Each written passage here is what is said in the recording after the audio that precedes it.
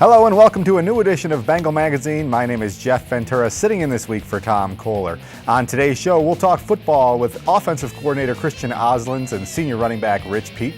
Then we'll talk women's volleyball with head coach Maria DePeters and senior middle Jessica Crooks. In our final segment, we'll go to the softball field with head coach Marie Curran and junior infielder Sarah Gorski. When we come back after a short break, we'll talk football with Christian Ozolins.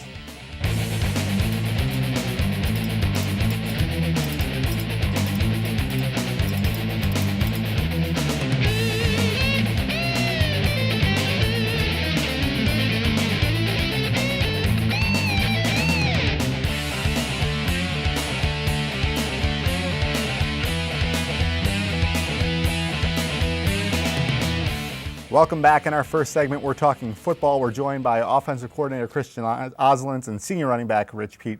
Guys, welcome to the show. Great start so far, 4-1 overall. Best start since 1999. A great defensive effort this past week in a win at Frostburg, but of course, joined by two offensive guys. We want to talk about an offense that's been rolling this season, averaging more than 450 yards a game and ranked among the nation's leaders with 39 points a game. Coach Oz, talk a little bit about what's gone right for the offense this year. Well, we've been a big play offense. If you look at this past weekend, our stats aren't large in regard to, except for we had two plays over 90 yards, which has been part of our motto. We're going to take what the defense gives us, and we're going to try to go over top of you as many times as possible.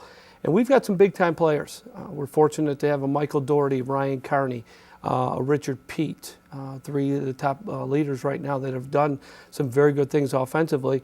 With Kyle Hoppe as well as our sophomore quarterback has done an excellent job of stepping in as kind of the parent of Casey Kaz for the past 3 years. So offensively, our guys have done a great job. The other thing that sometimes people forget is our offensive line. We have done an excellent job and kind of repaired some of the holes that we had last year. We had two starters returning from last year, and we've repaired that, and they've done a great job of helping Richard find holes and also keep Kyle protected very well. So we'll come back to the quarterback in a minute. We're joined by the running back who's a workhorse this year. 108 carries through 5 games. Your previous career high, 141. So on pace to blow past that. Talk about the difference this season really being the workhorse for the offense. It's a big difference. You got to make sure the offense is on track more. You got to be more of a leader on the field, and you got to know down and distance in game time situations, and you got to really preserve your body to last through these 10 games, and it's a big difference from previous years. You talk about preserving your body, and that's the thing I look at it. A smaller running back, but 108 carries in 5 games. I mean, the stats are there, 648 yards. I think you're 7th in the country right now, 5 straight 100-yard games. How do you preserve your body taking that many hits? As Coach says about staying in the weight room, making sure your strength stays up, and also going to rehab and doing what's necessary to get through these games, because it's tough. You're going to have bumps and bruises, but it's also playing through those bumps and bruises. So you mentioned we've got Ryan Carney, Mike Doherty, and Rich Peete, the 3 kind of key skill guys are veterans, but a relatively new offensive line and a brand new quarterback to the starting rotation. Talk about how that transition has worked, and I know I talked to you in the offseason, and I think we're probably exceeding expectations. Yes, we are. Once again, we knew going in what we had offensively. With Richard, something we talked about as a staff offensively, we knew Richard needed to be the man. We needed to try to find ways to get him the ball as many times as possible. But Kyle's done an excellent job of, knowing what the system is, learning the system, and getting the ball in our players' hands. That's kind of our key is, Kyle doesn't have to be great. Kyle has to put the ball in number 7, number 10 hands and let them do what they do best. And he's done an excellent job. And as I said, our offensive line has molded a lot quicker than what we thought they were going to do. They've really gelled. And as you can see from a running back standpoint, to have Richard where he's at and Trey Jones stepping in as well. We've done an excellent job with our front 5. Richard, we talked about some of your individual accomplishments, again, among the nation's leaders in rushing. But you're closing on a school record in career touchdowns. You've got 37 for your career, including 9 this year. The school record is 40. You're also a standout track athlete, an All-American triple jumper. And it's kind of interesting, the very different mentality. Track is such an individual sport, and football may be the ultimate team sport. Talk about the difference between the two and what individual marks mean to you, if anything, in football compared to track and field. Well, first off, individual marks don't really mean anything if you're not winning. You know, Coach Boyce says a quote, it's amazing what a team can accomplish if you don't care who gets the credit. And that's all I've been doing. Like 2 games ago against Salisbury, I knew I had 4 touchdowns, but I didn't know I had all of the touchdowns in that game. I was just playing, trying to get a win for my team. And my offensive line, they kept telling me, you got more touchdowns than you got more touchdowns than you. And we just kept trucking so we can win the game. So that's all I've been doing. And with track, it's a mentality of all you got to do is get yourself prepared. All you got to do is make sure you're healthy and your mindset is ready to go. With football, you got to make sure 11 other guys, plus other guys that are coming on the field, have that same mentality you have and are going to play with the same intensity that you have. And that's what you got to do. That's difficult, but you got to make sure you get it done. Well, hopefully you're saving your money 3 touchdowns away from probably buying your offensive lineman a steak dinner. I think that's the tradition, right? Coach, talk about the conference that we play in. A huge win 2 weeks ago over Salisbury, our first ever as a program. Mm-hmm. And then a tough road game at Frostburg, and now we play number 13, I believe, in the country, Ithaca, this week. And every week it just seems to be another difficult opponent in this conference. Talk about the grind that the Empire 8 presents. It is. You know, without a doubt, probably one of the top 3 conferences in the country. And so, I mean, every week there is no, okay, well, let's get through this week because we've got so-and-so coming up on our schedule is a little lighter. We play great teams, but we are also, we believe, as we've talked about from training camp, you know, with the talent we have, and we play to where we need to play. There isn't anybody on our schedule that we cannot beat. And our expectations as a staff and as a team right now is to go in and win every game. And our kids are walking on the field believing that we should win, and that has been the difference, I think, over the past few years. Our kids believe that they can win and not hope some things are going to go right or something's going to go our way that we can help us win. Our kids believe that we're the better team, and so far we've done a very good job of it. One of the things that I've noticed this year, maybe even more so than past years, is we seem to have a real good balance of putting the ball in the air and keeping it on the ground. As weather starts to change, does your mindset change a little bit going into games? Not really. It's the same thing as I mentioned before about what Kyle does. Kyle takes advantage of what the defense is going to give us, and that's kind of where we have our balance. There's a lot of times in our offense, Kyle is making the calls. There's play is called, and Kyle will go in there and he knows what we want out of it. If it's not giving us what we're looking for, he has the ability to check to something else, and that's kind of where our balance comes from, because you can't call the perfect play and the perfect game. Our kids have got to do it, and that's what's great about our quarterback in our system. Just over a minute left. Rich, I want to talk to you just for a second about 5 games, regular season games left in your probably your football career. Football is different than a lot of other sports in that there aren't the opportunities to play afterwards, even recreationally. As you look at these last 5 games, what do you hope to take away? What do you hope to remember? What do you hope to accomplish? A lot of previous seniors used to tell me that your senior year go by faster than any other year you ever played football, and it has. You know, I feel like we were just in training camp, and we're already going into week 6, so it's flying by. And I just hope to take away these memories that I had with my team here at Buffalo State, and I hope to just keep playing on the track that I'm playing. My team will keep playing the way that they're playing, and we come away with some championships, something big. We've had a lot of fun watching you play so far this season and over the past 3 years. 5 games plus left, hopefully. Guys, good luck on Saturday at Ithaca and then the rest of the season and hopefully in the playoffs. Thanks for joining us. Thank you. When we come back, we're going to talk women's volleyball with head coach Maria DePeters.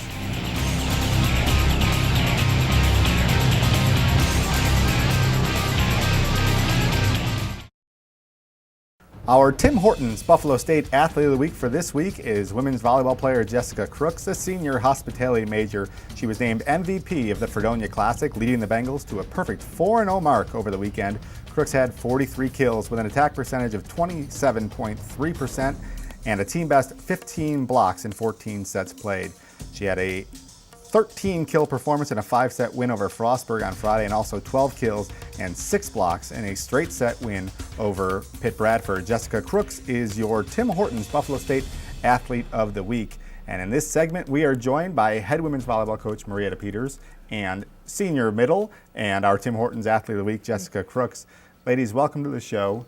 Kind of the midway point of the season, 14-7 overall, a good mark, only one win shy of 15-6 mark we were at last year en route to a SUNYAC championship. So you have to be somewhat content about where you are. Talk about the season to this point. Yeah, we are happy where we are.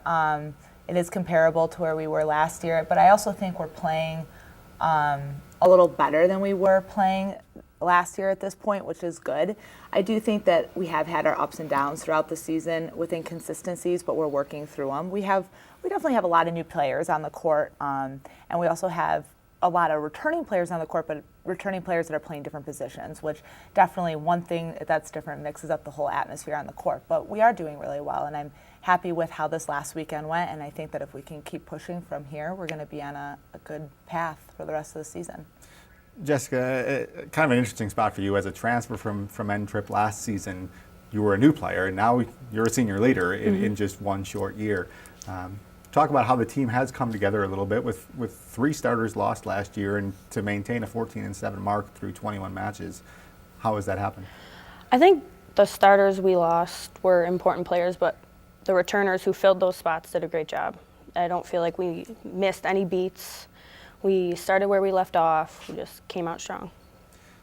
Coach, talk about the strengths of this team. It's a different team this year, and just watching, well, only one home match so far, but watching statistics too. Statistically, we're doing things a little bit differently. Talk about that. We started off this season much better as a blocking team, which for the past couple of years since I took over the program has been one of our biggest struggles. It was like trying to get the girls like, blocking's important, let's really focus on it. And this year they really did focus on it. And that's a big reason I think why we're winning some games or competing with some of the best teams in the nation that we have been playing. And I also think that our offense is a lot better this year. I think that we can be inconsistent offensively, but when our offense is on, they're on, and they're hard to stop. And I think with our setter, it's really starting to come together. We are scrappy on defense. We have some good defensive players, but I would definitely say between blocking and a stronger offense this year, it's a big change from the past couple of years. The offense seems to be a bit more balanced. The ball does get spread around. Jess with 156 kills, but also top 10 in the SUNYAC with 63 blocks to this point, 88 all of last season. So talk about, has it just been a different emphasis or different technique, or what has enabled you to produce more on the blocking end especially? Before coming here, I never really had a coach drill me with as much blocking as she does. And I like it. I'm glad because it was always, I felt weak in it, but she definitely taught me a lot. And now it's one of my priorities. Like if I'm struggling with my hits, I'm like, all right, bang out some blocks. You can do that. I do want to talk about a new assistant coach this year, too, that we haven't spoken about on the show. Introduce your assistant coach to the audience and kind of talk about her resume a little bit because it's impressive. Yeah, Angie McGinnis was a 4-time starting setter at University of Florida. And she was an All-American, I'm not sure how many times, but then she also played for the national team for 5 years and was an alternate 1 year for the USA team in 2008. So she is one of the best players in the country, a setter, and she's 6'1", and it's pretty awesome. The girl, she walked in the gym and everyone's like, so she's an outside hitter? I go, no, she's a setter. But she definitely really has helped our setters, and not only our setters, she did a lot of blocking drills with the girls and some hitting drills. So she really can help raise that bar of level of what we're trying to bring in, and maybe phrase things differently to the girls that maybe I can't or my other assistant can't. But I think that the girls really look up to her and know that she has a lot to bring to the team. I do want to talk about something that stood out this weekend. I was writing up a recap and kind of researched a little bit. We are 15-3 in 5-set matches over the last 3 seasons. Amazing. When you're going to 5 sets, you assume the teams are pretty evenly matched. It's almost a coin toss for most teams, and we're 15-3.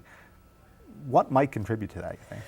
I definitely think conditioning contributes to it. We do a lot of, with strength and conditioning here and having a full-time strength and conditioning coach and varsity weight room, and we're lifting at least 2 days a week during the season, and then out of the season we're lifting 3 days a week. That definitely contributes to it, especially this past year when we went into non-traditional season last year. I mean, the girls came in and they were in such better shape than they were in the fall. So that really goes into it. Not only that, we do a lot of conditioning and station workouts and practice as well, and tempo with drills and things like that. But I think that, one of our 5-game matches that I can remember this year was at Carnegie Mellon. I think it was Mary Washington we played. And we were just, like I said, a little bit of our inconsistencies. Like we'll play one set really great, and then we'll play down, and we'll play one set really great. And so that helps you contribute you to that 5-set match. But we lost the 4th set, I think, and then the girls had their own powwow, and then they came out flying, and I think we went up 8-2 in that 5th set. And that's normally what happens. They just come out flying in that 5th set, which is what you have to do. And so I want to talk to a player about it too, because obviously conditioning, of course, plays a big role in that. But there also has to be some mentality as well, that I'm not going to lose type of mentality. Yeah. Or when it comes to crunch time, what's the player's mindset? 4-0 this year in 5-set matches too, so there's something there. Yeah, I feel like we get down, and then when we realize we have to go to 5, we're like, oh, we need to do this. There's no option. We have to come out flying and win this last set. So as a senior leader, maybe you can start to trick your teammates and play every set like a 5th set. Awesome. Jess, SUNYAC Player of the Week, in addition to being the Athlete of the Week, your first conference level award of that type at Buffalo State. What does that mean to you? It feels good. It's nice to get recognition. Coming in last year from a different program, it was like a total culture shock. It was so different. Nothing. We didn't have the training. We didn't have the conditioning. It was just like, come to practice, come to play. But here, you put so much into it, and I think that definitely changed my game and made me better. So 3 more matches this weekend, ladies. Best of luck at Thank Brockport, beginning with New Paltz on Friday, and hopefully we'll talk next time. We'll be talking about the playoff run that we're about to make. Thank you for joining us. When we come back, we're going to talk softball with head coach Marie Curran.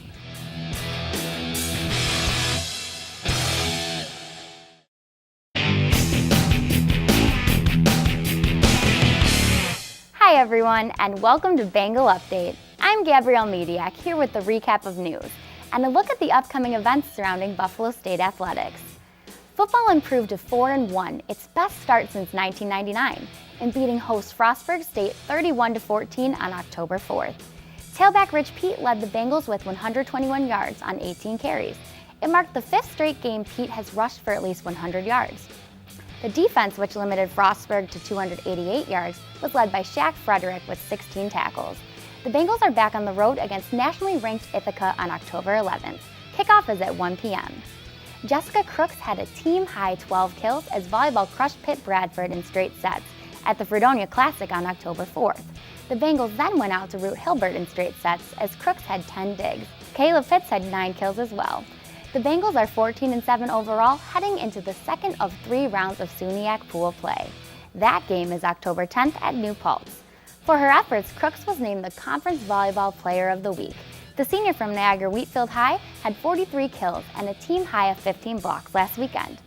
Kyle Foster placed 6th among 225 runners to help the men's cross-country team place 5th out of 22 teams in the Paul Short Run at Lehigh University. Foster ran the 8K course in 26:09. The women's team was led by Sabrina Brooks, who placed 23rd out of 309 runners with a time of 23:20 over the 6K course. Men's soccer used a goal from Matt Wong and outstanding goalkeeping from Hunter Hine to draw Fredonia 1-1 in double overtime. The Bengals hit the road on October 10th to take on Cortland. Reporting for Buffalo State Athletics, I'm Gabrielle Mediak, and we'll be right back after this short timeout. Thank you, Gabby, for the update. In our final segment today, we're joined by head softball coach Marie Curran and junior infielder Sarah Gorski. Ladies, welcome to the show.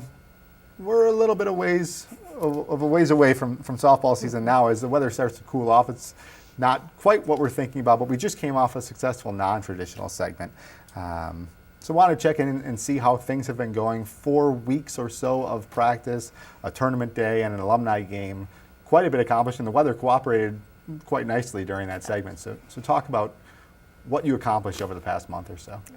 The biggest accomplishment for the non-traditional season is being on dirt. We won't see dirt until we start playing again. So it's really exciting to take advantage and really try to fine-tune our defense. It's also a great opportunity. We have 12 new players come in, and for them to learn our system and our philosophy of defense, it's wonderful to have that dirt time to be able to do things the right way. So it's really exciting to have everybody in together and have that before we head indoors for the snowy season. So Sarah, talk about the opportunity to play outside and get to know your new teammates in that context this past fall. Yeah, I mean, last fall we didn't even end up get to play our tournament, so this year we got to play 2 days, which is great. compared to last year. So, Coach, you mentioned your defensive philosophy. We'll talk about your offensive philosophy later, but what is that defensive philosophy? I know that I see the players out there with the wristbands checking for plays. It seems more complex than a lot of other teams, but explain it in a nutshell if you can. In a nutshell, our job is to make other teams' offenses look bad. So we're trying to pay attention to scouting reports and tendencies, setting up our pitchers and catchers in the right mind frame so that we know where we want the ball to go. Where's the strength in our defense? We're really lucky this year. We've increased our defensive ability tremendously. So I'm very excited. We have a lot more athletes, a lot more backups, there's a lot more competition in amongst the team. So we're seeing people rise to the occasion and really develop skills, even as returners, who have gotten significantly better over the last 4 weeks.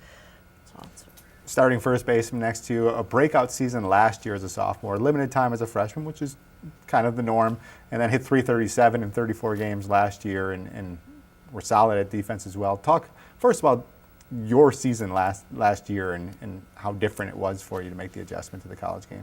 I think sophomore year I was just comfortable. Freshman year I was new. I was kind of just taking it all in and getting to know everyone and everything. And then last year I think it was just obvious what was expected of everyone on the team. And just I was comfortable on the field playing with everyone. And I think freshman year I kind of was there watching everyone play, and I just needed to be a part of that. So that's what I wanted to do. Coach talks about this defensive system. From a player's perspective, how does it work? Well, the biggest key of defense is, if you notice, we're always talking. We're always like on the same page. We're always saying how many outs, whatever. I think that's really important. And the next part is kind of like she said, just making the other team look stupid. I mean, even over the fall when we were practicing, like we'd scrimmage against ourselves and the offense just looked kind of dumb. So I'll have to go back and review the tape. Did you say you want them to look stupid? Is that what you said? Your teams definitely have a pretty distinctive identity on offense and defense. Does that happen? That's your philosophy, or that's the group of kids you have, so you shape it to that, or are you out there seeking a certain type of kid when you're recruiting a player at Buffalo State? I would definitely say I'm seeking a certain type of player. I believe in being aggressive, and to use Sarah's words, offensively we like making defenses look stupid.